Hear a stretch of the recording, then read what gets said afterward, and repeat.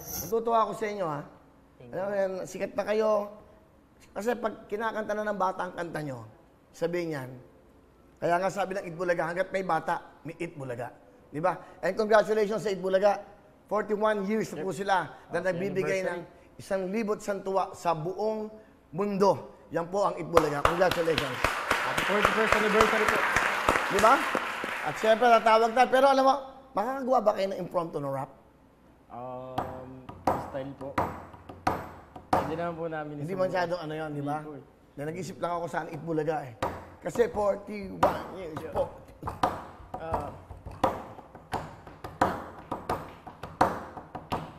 Ang ganda. Nakakalo na yung kamay ko. 41 years. May ginawa po ako dun eh. Oh, Itbulaga, Itbulaga. Sa tanghalian, kasalo kayo. Hindi na magsasawa na kayo ang kasama. Lakas ng tawanan sa tahanan dinig nyo. Di na mamamalayan na hapon na pala. Oh, yeah. Mula ngayon hanggang dulo na to, henerasyon may magbago-bago. Ilang ikot man ang taon, di mawawala ang Itbulaga. Yun! Di ba? 41 years ang bibigay. Isipin nyo, mga bata pa lang tayong lahat. Di ba? Di ba? Actually, yan ang inspirasyon ko. Isang pangarap ko yan, Tito Vic and Joey, na maging ganon.